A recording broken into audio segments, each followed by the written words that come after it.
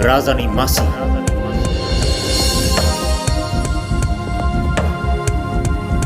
फोजोबस्रांनो नागिरदों गोजोन आरो खौसेथिनि बेन्दोंजों खाना दोनजानाय सिमां रायजो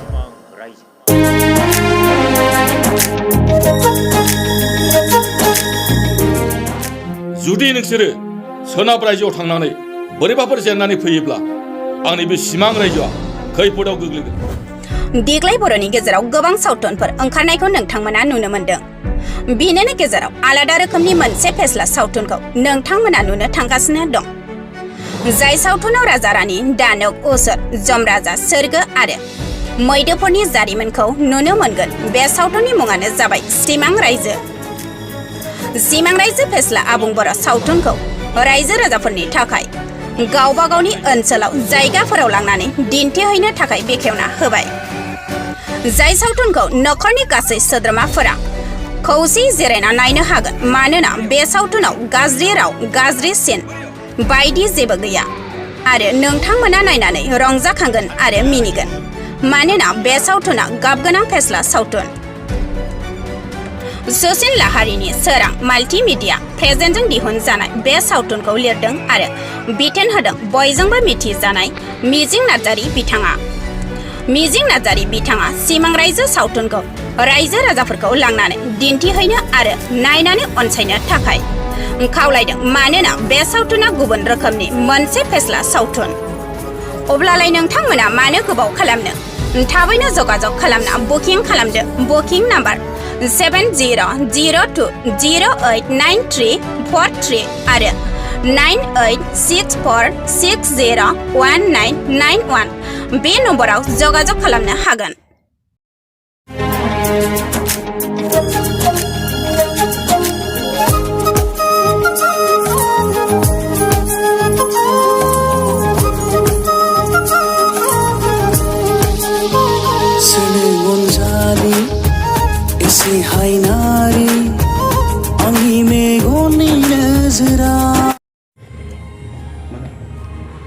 नोंथांनि स्क्रिप्ट लिरनायजों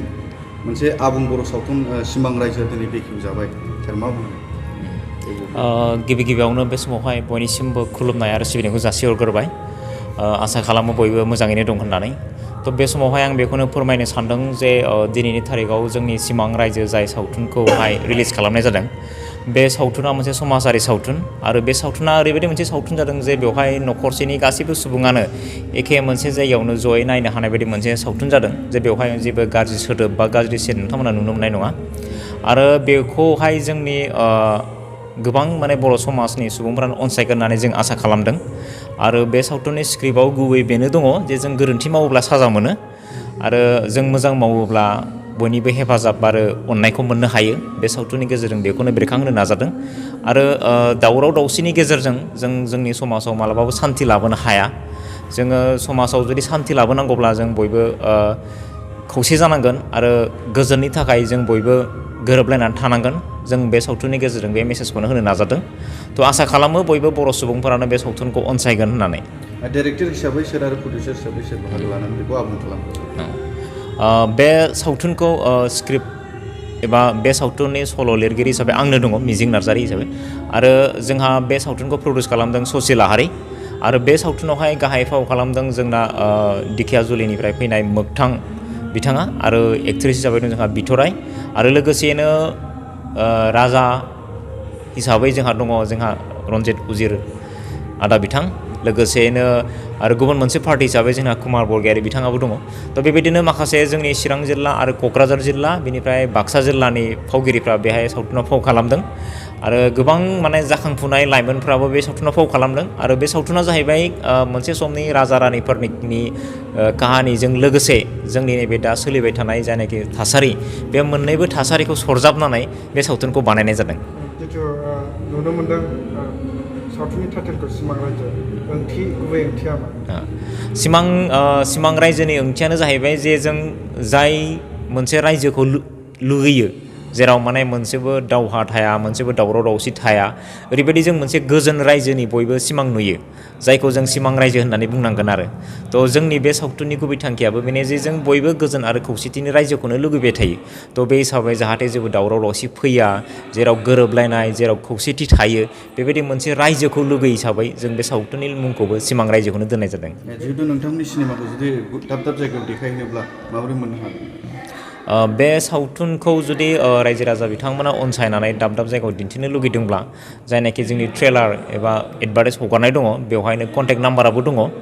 बे कन्टेक्ट नाम्बाराव नोंथांमोना कन्टेक्ट खालामनानै बे सावथुनखौ दाब दाब जायगायाव दिन्थिनो हागोन जों नुनो मोनदों जे देग्लायनि जिथु सावथुन गोबां सावथुन दङ नाथाय नोंथांमोननि सावथुना एसे आलादा रोखोमनि नामा नोंथांमोननि सावथुना देग्लाय बोसोरावहाय बर' सावथुन हिसाबै गोबाङैनो ओंखारदों जोंनि चिरां जिल्लायावबो गोबां ओंखारदों थ' आरो बयनिबो सावथुना मोजाङानो जाजोबदों देग्लाय बोसोरावहाय माने खोब मोजां मोनदों गोसोआवबो जे बयबो मोजां सावथुन दिहुनदों होननानै थ' बेनि गेजेरावहाय नैबे सिमां रायजो सावथुना एसे आलादा जादों आलादा बुंनायनि खारनानो जाहैबाय जे बे सावथुनावहाय राजा रानि ओंखारलायनाय माखासे जायखौ जोङो जम राजा होननानै बुङो मोदायफोर ओंखारलायनाय आरो जोंनि दानि समाजारि मोनसे थासारि बे थासारिखौ बे सावथुनाव नुनो मोनगोन थ' ओंखायनो जों बुंनो गोनां जादों जे बे सावथुना गुबुन सावथुननिफ्राय एसे आलादा रोखोमै दिहुनजानाय जादों नोंथाङाबो रल खालामदों नामा बे सावथुनाव आंबो रल खालामदों एसे मेन हिर' जाय एक्टर दङ बिनि लोगो हिसाबै बे सावथुनाव रल खालामदों माबायदि रल खालामदों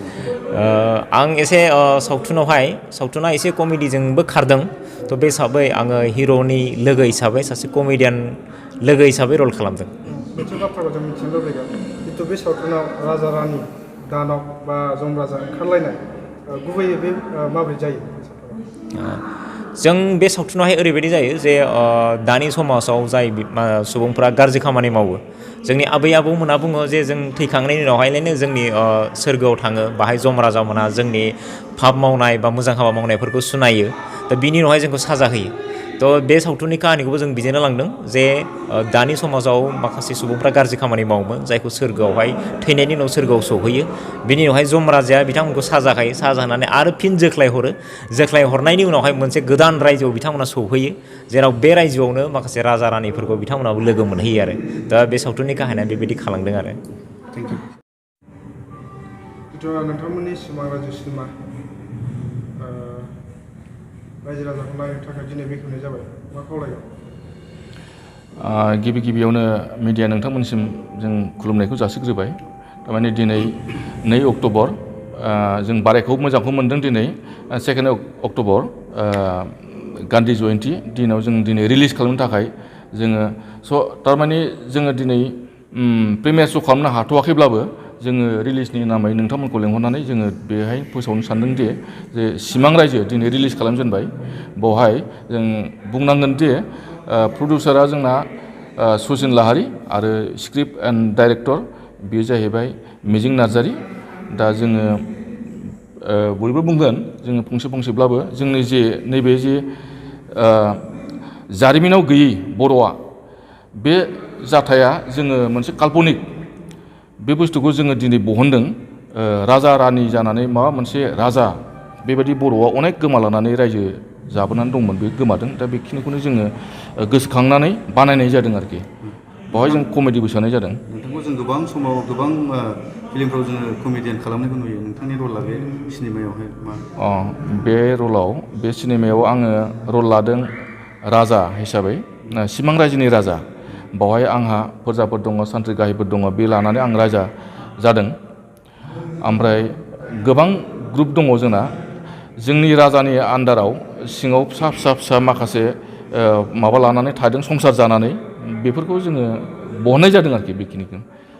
बे फाव खालामनानै नोंथाङा माबायदि मोनदों आङो जोबोद मोजां मोनदों बे जुदि फाव खालामनायाव जुदि रायजो राजाफ्रा अनसायोब्ला मोजां मोननानै जुदि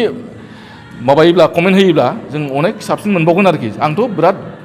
बिसेसकि आं साबसिन मोनबावदों आरोखि ससे गुसुं राजानि एक्टिंखौ देखायनो हागोन नामा डायलग राजानि एक्टिंआव आङो बेखौल' बुंगोन दे सान्थ्रि गाहाय मानो लिंबावोमोन आंखौ बे रायजोआव मानो लिंबावोमोन आंखौ बे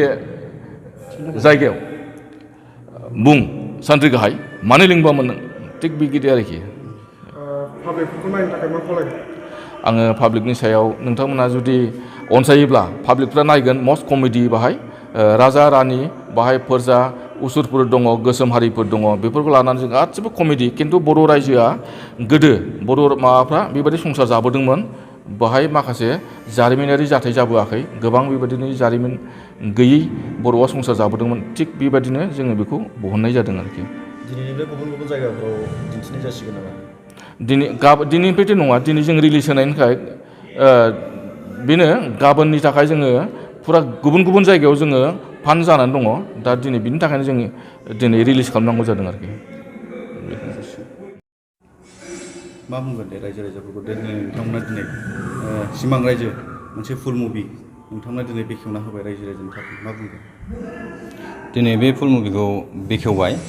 रायजो राजाखौ खावलायनो सानो जे माने बयबो अनसायो बेवहाय आंबो एक्टिं खालामदों MLA जानो सिमां नुनाय गोबां आर्टिस्टफोर दं मोजां एक्टिं खालामदों माखासेखौ नायनायनि उनाव रायजो राजाफ्रा कमेन्ट होगोन मोजां गाज्रिखौ जों गावनो एक्टिं खालामग्रा हिसाबै गावथ' जोंहा उसुबिदा मोनो बुंनो जायखिजाया आङो नायनानै जोबोद मोजां मोनबाय बिराद कमेडि मिजिं नार्जारिनि डिरेक्सन आरो केमेरा एडिटिं VFX सचिन लाहारि बेनो देग्लायनि सिनेमाया बेयो बयनिफ्राय गुबुन आलादा बे सिनेमाया बुंनो थाङोब्ला गोदो मोनफा मोननै नुहांदोंमोन नाथाय गेजेर ससेयाव बेबायदि काल्पनिक माने राजा रानिनि राजकुमारी दानबहारि बायदिसिनानि बिदि सिनेमा ओंखारनाया बिराद गोबावसैमोन द्रप जानाया बे बोसोराव मिजिङा माबा मोनसे सानखांनानै बे सिनेमाखौ दिहुनदों बिराद मोजां जादों सिमां रायजो आबुं बर' सावथुनखौ नोंथांमोना बेखेवबाय दा दाब दाब जायगायाव रायजोफ्रा गाबोननिफ्राय दिन्थिनो हासिगोन दा नोंथांमोना बे सिनेमाखौ नायनो थाखाय रायजो राजाफोरखौ मा खावलायहरो? बयनिसिमबो निउस नायगिरिफोरखौ खुलुमनाय जासिहरबाय जोंहा गाबोननिफ्राय मोनफ्रोमबो जायगायावहाय दिन्थिनायनि माबा दङ बुकिं दङ दा जायफोरहा सिमां रायजोखौ नायगोन अनसायगोन बिथांमोनहा बे सिमां रायजोखौ गुबुन जायगायाव लांनानै दाब दाब जायगायाव लांनानै नायहैनो हासिगोन आरो बेजों लोगोसे कन्टेक्ट नाम्बारा गाहायाव लिंकआव होनाय जागोन बिथांमोनखौ बे कन्टेक्ट खालामनानै नोंथांमोना लांनो हागोन आरोखि सावथुनखौ मोननो हागोन